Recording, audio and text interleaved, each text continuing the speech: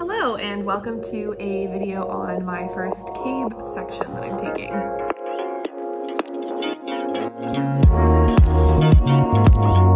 So I'm just gonna walk y'all through a little bit of background information because it's actually the day before my test right now.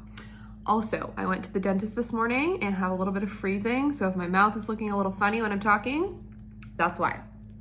So, I'm taking my CAIB 3 test tomorrow, CAIB being Canadian Accredited Insurance Broker course, and there are 4 sections to a CAIB, and I am doing number 3. It is my first one. It's just the one that my brokerage wanted me to do first. They were coordinating with other people who are taking other sections at my brokerage and whatever, so it just made sense for me to take 3. 3 is about commercial insurance and liability and commercial auto.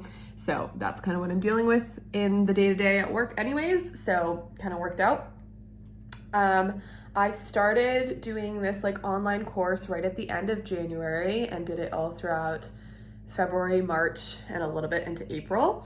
It's April 19th right now. Tomorrow's my test on April 20th.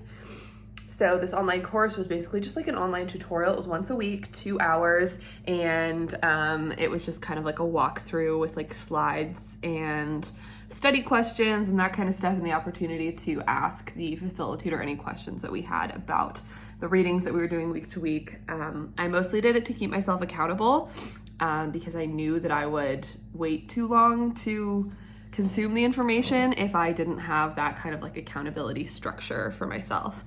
I did find it helpful. The facilitator was really great. She's very experienced. And it was just kind of nice to talk through some of the different things. And for the past 3 weeks of that course, we've just been doing some sort of studying kind of discussion stuff. So that has been really great.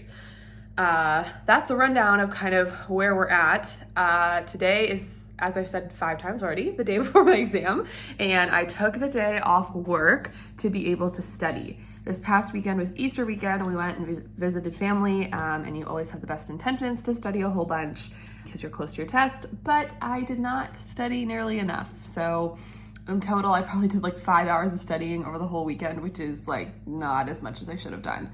So on Sunday, I panicked a little bit, and my other coworker who's also taking the exam, I guess, booked off this Tuesday a long time ago. And so I messaged my manager and I was like, hey, not to bother you on Easter Sunday, but do you mind if I take the Tuesday off just to study, just so I can feel a little bit more confident going into my exam? And he was like, yep, that's all good. So here I am at home studying. I've got a couple practice exams that I'm gonna take today, and I'm just gonna kind of review the textbook and that kind of stuff, regular studying situation, and then I take my exam tomorrow from 9 to 12:30. And again, a bunch of people in my office are doing different CAIB tests. We're not all doing the same, so there's people doing 1, 2, 3, and 4. And we, the operations manager at our brokerage is going to be proctoring us. So we're all gonna be kind of in the same space, and she's gonna walk around and proctor us for the whole thing and whatever. So I'm gonna crack into some studying, and I'll catch up with y'all later with a bit of an update. So I've got my setup here with my CAIB 3 textbook. I've got donuts left over from the weekend, and then some grapes and some blackberries to snack on, and then I've got my iced latte. I did a cookie butter latte today to treat myself, and I've got some crackers as well, and I'll probably bring out some cheese later. But this is my setup. I'm gonna put on some focus music on Spotify or on Headspace and really dig in. Okay, we are at the point where I have just made my second coffee. It's around noon, and I am still reviewing my content here. It's tough because I'm just also tired from the weekend, from it being Easter weekend, and we went and visited family and had a bunch of travel and stuff. So I'm just sleepy, and the weather's kind of moody, so I just feel kind of unmotivated at the moment to study, but obviously it's very important to because my test is literally tomorrow.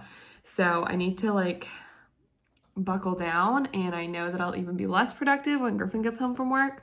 So I just need to focus, and yes, I am procrastinating by filming another clip. Thank you for asking. But I have moved on to specific liability exposures. That's the chapter that I am looking at the moment. So yeah, I just need to buckle down. I'm just not in the headspace for it, but I am going to want to be in the headspace for passing tomorrow, so I need to adjust my attitude and get to it.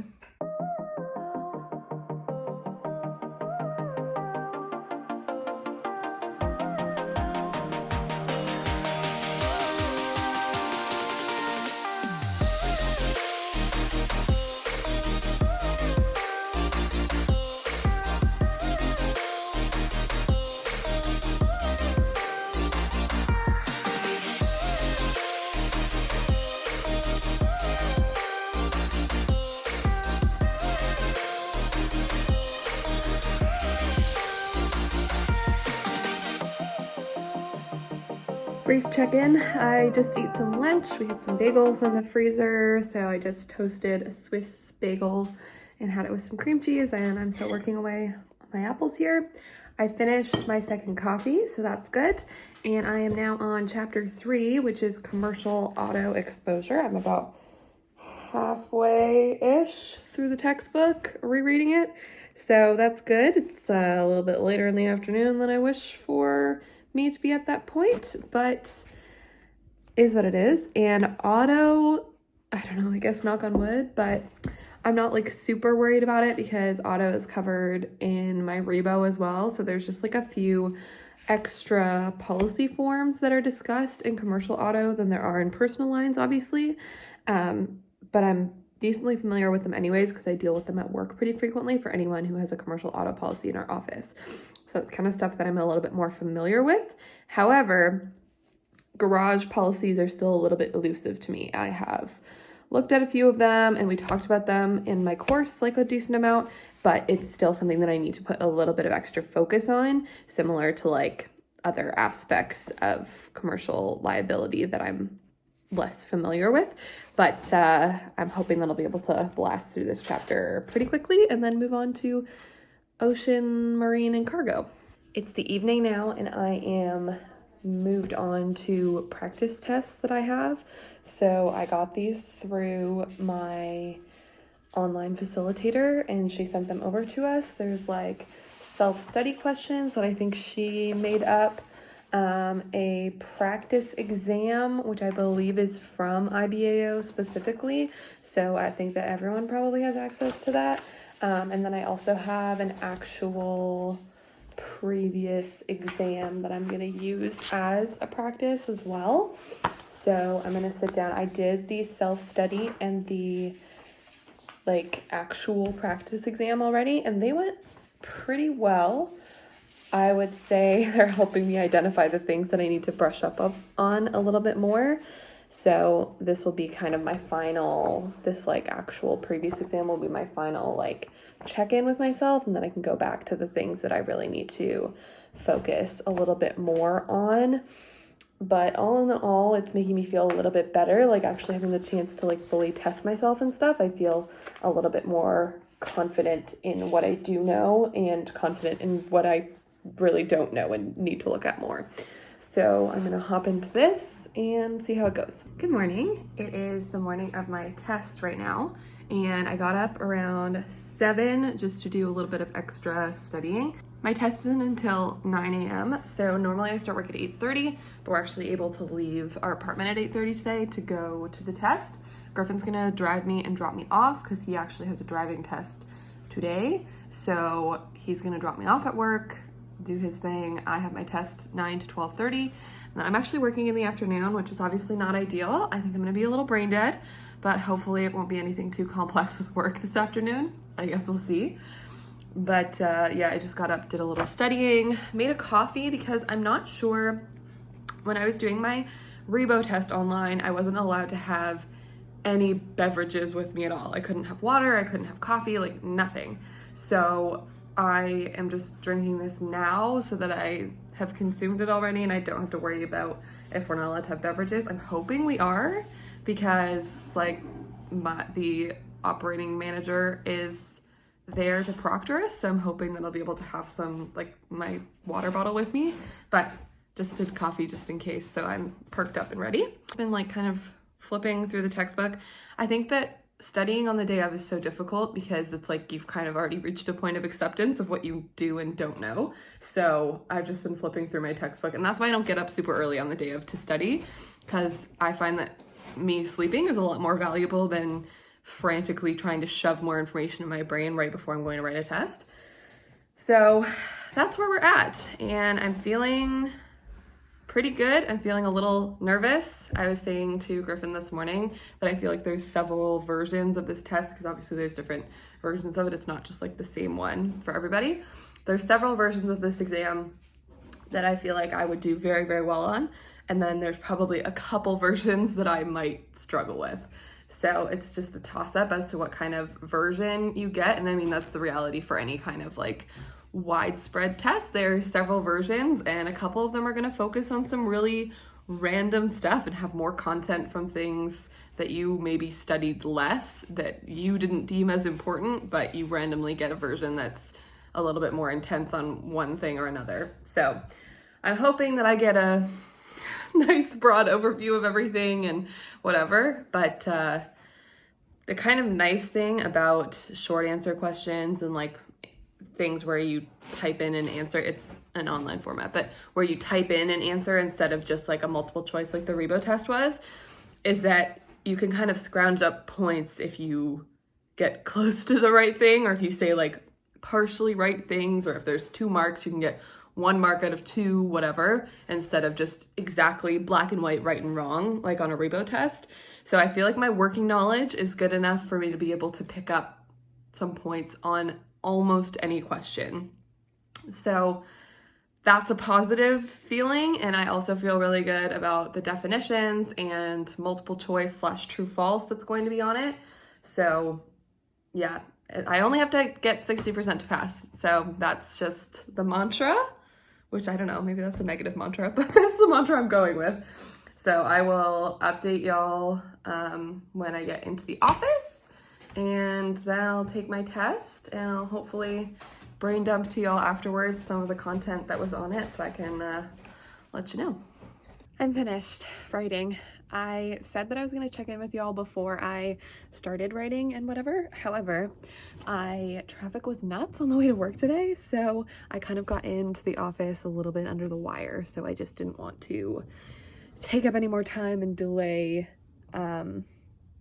actually getting to where I was writing my exam, just because I was already cutting it kind of close. So anyway, we were all writing upstairs because I think I mentioned before, but several people were writing different CAIBs. So I think we had 3 people writing CAIB 3, we had 2 people writing CAIB 2, 2 writing CAIB 1, and 1 writing CAIB 4.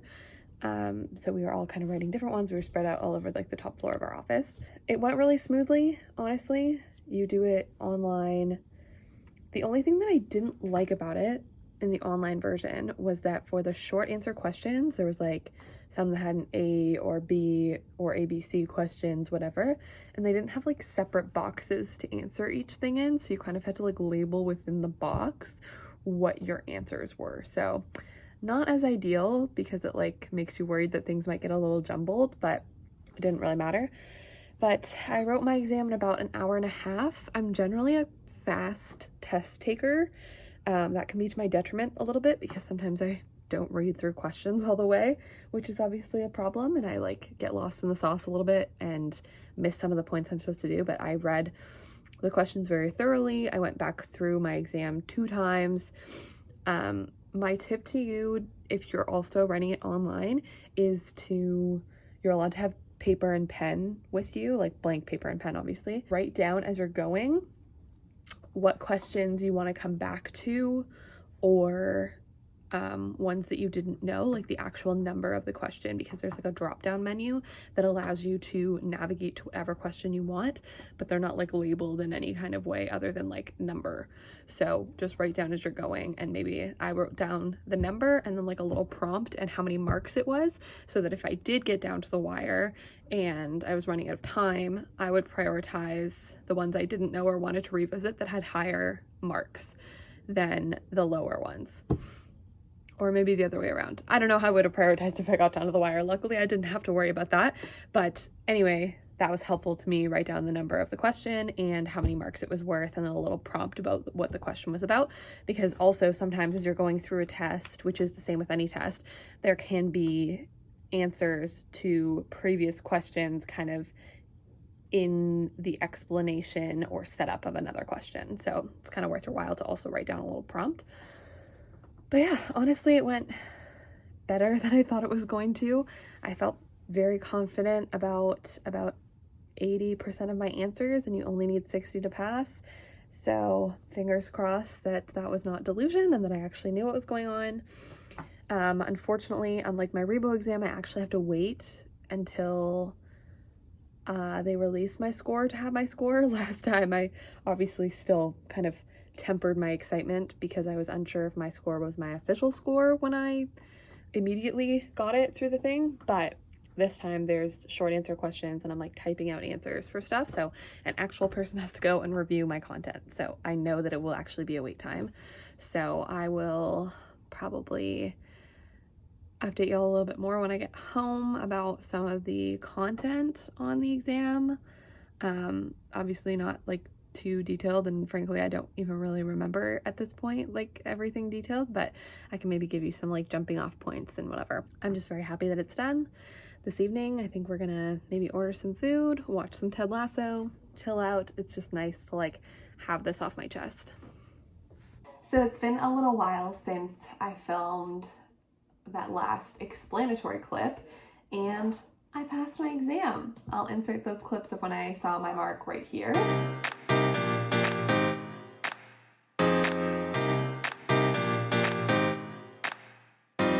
And so I'm obviously very, very stoked that I passed it. I got an 85 on it. The required passing grade is a 60, so I had a lot of wiggle room, and actually I'm pretty proud of myself because I had assumed that I got 83 marks, and I was like 100% sure that I got 83 marks, and then I had some that were in flux and then some that I knew I had definitely gotten wrong, and I just like shot in the dark kind of, so I knew that those were ones that I definitely could not count on any marks for. So I was very close to knowing exactly what I knew and what I didn't know. So that was really nice. And an 85 is a great mark on that exam, and a lot of people told me that the CAIB 3 is the most difficult out of all four. I'm a little nervous now that it's going to inflate my head a little bit because I did pass this one on my first try. So hopefully the other ones are all comparable or easier than this one, but it did go well, obviously. I said that I was going to run y'all through some of the aspects of the exam as well, and I wrote some notes like that night when I got home that I've like gone through and whatever. But honestly, which like this is such a lame answer, but like the content was extremely varied. Like there was a little bit from each section, to be honest with you. Like it did a very good job of doing a large overview. I didn't feel like there was any one particular topic that it really zoned in on and like had a lot of questions or very detailed questions about. So it was a really good overview, and I felt like different questions kind of related to each other and had some of the answers inside of them for like later questions or whatever. So I felt like it was just a very comprehensive exam, which is just a good feeling. So I don't know, I also said that I would give you some jumping off points. Studying wise, I would say that my biggest tip for you would be to study definitions like crazy. So they outline very specific definitions in the textbook for each chapter, and when you're going through it actually seems like there's a lot of them, but our like TA, I guess, for the course helped us out and made them all into one document, and it was only like 7 pages long of definitions, and not even every page was full. So when you kind of condense them that way and look at the definitions, it was very helpful to study those and know them like really thoroughly, and the more I could write for a definition, the more prepared I was to discuss it in any function on the exam. There are obviously concepts that fall outside of the specific definitions, but definition studying I think should be a high priority because it does come into effect with definition questions, multiple choice question, and short answer questions. So I think that that's a really great place to start for studying. I also think there's like a study guide that you get along with the actual textbook itself. Again, I'm someone who really thrives, if you watched my Rebo video, which I'll actually link right here, but I'm someone who thrives off of self-testing just like all the time. So that study guide and the questions at the end of the chapter and whatever were supremely helpful for me to understand what I knew and what I didn't know. So I just like test myself. And even if I don't know the answer, I write something down or I leave it completely blank, and then I go back and find the answer and I physically write down the answer that I do find. Just because, again, I feel like it's scientifically proven. I can't find you the literature on it, but they said to us a million times in university, if you write something down, you're much more likely to remember it. Again, definitions I find are very important. The section that I found the most difficult to learn and to study for was marine and cargo, which is probably not surprising unless you're working at a brokerage that deals mainly with marine and cargo, which is great if you do that, because I'm sure that would come really easy to you, but that's content that we don't come into contact with very frequently at our brokerage, nor any of the brokerages of the people who are in my class with me. So that chapter, I just felt I had to kind of memorize that chapter and the definitions and all of that kind of stuff much more than the other chapters where I could like learn it and understand it and like explain a concept. It was like very much memorization for that chapter. Conveniently, when we were learning our surety bonding chapter, we actually had surety bonds going on in our office that my manager was able to walk myself and the other guy who took the exam through, and we could see like the whole process. So that kind of gave us a real life example in the same week that we were learning it in class. So that really made it stick in my brain. But I don't know, like one of the things, so we had many different people writing different CAIB sections on the same day. So we had some people writing CAIB 1, one person writing CAIB 2, one person writing CAIB 4, and 3 of us writing CAIB 3. So one of the things I was talking to another girl about who wrote the CAIB 1 was I was like, at the end of the day, I just have to like sit down and breathe and realize that like insurance words are very straightforward. So like look, if they're asking for a definition or like mentioning a concept or something, like read the name of the concept or the definition and think about what that means in like a regular dictionary definition, and then apply your insurance understanding to that concept. So when it was asking me to like pick between multiple different types of bills of lading for marine insurance, I was able to think about the definition that they were giving me and be like, okay, what title does that kind of lean into more based on like straight English definitions of those words? So sometimes when you're getting like all stressed and trying to figure out like what concept is what, you have to breathe and realize that even though obviously if you're taking these tests to be a broker, we're supposed to be learning these more complex concepts to be able to advise our clients on, so that not all of our clients have to learn all these concepts.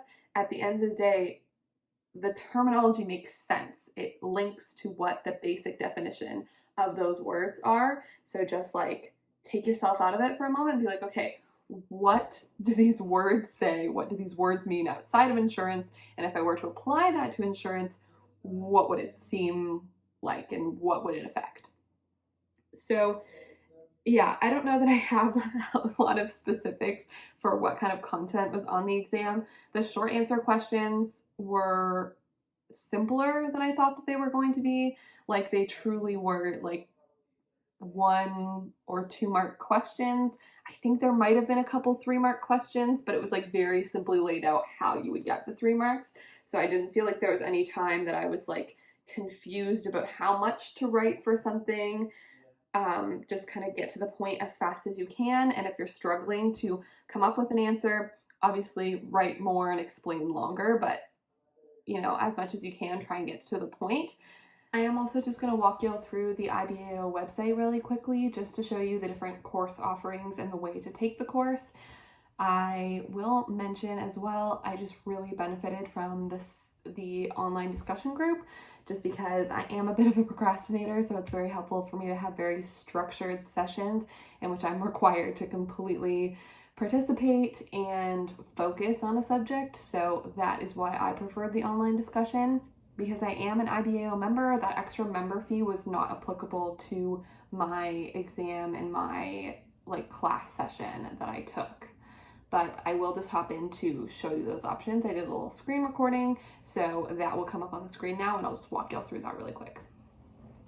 So when you go onto the IBAO website, if you go into the education section here, go under professional designations and click CAIB, they actually show you all of the sessions that they have available for you. And it gives a little explainer of each of the different CAIB sections. So CAIB 1 being general insurance, 2 being commercial, 3rd being commercial liability, and 4th being brokerage management. And then if you scroll down just a little bit further, it shows you your options of how you can prep for the exam itself. So, and it's got pricing here as well. So self-study is $550 if you're a member, and the online discussion group is $620. So I did the online discussion group, and it's only $70 extra to do the online discussion group. And honestly, I found it incredibly helpful to do it because it kind of made me get into insurance studying mindset at least once a week. So for $70 extra as compared to the self-study, I think it's pretty worth it to just do the online discussion group if you're able to do that. And it gives you a little description of what day of the week the class is actually on, and it's from 6 to 8. Then there's an immersion option, which I believe happens in a 5-day instructor-led course that's virtually held. So it's like a cram weekend kind of. And then there's an in-class group discussion. However, it's not available right now due to COVID restrictions. But that's kind of all I have to share. Please, if you have any questions, do ask in the comments down below. I keep my eyes on any videos that I know that there will be some questions about. So my rainbow video, I keep my eyes on the comments of that one all the time, so I'm able to help people out when they ask me questions. So if you do have questions, please leave them down below. If you enjoyed this video, if you found any kind of guidance from it, please like the video and subscribe. I will obviously be posting more insurance content on here as time goes on. I will be writing my other 3 CAIBs, so there will be more of the CAIB content on here as well, and then maybe eventually a CIP. I'm not sure yet, but if you did like the video, please subscribe so you can see that future content, and we will check in with y'all very soon. Bye, babes.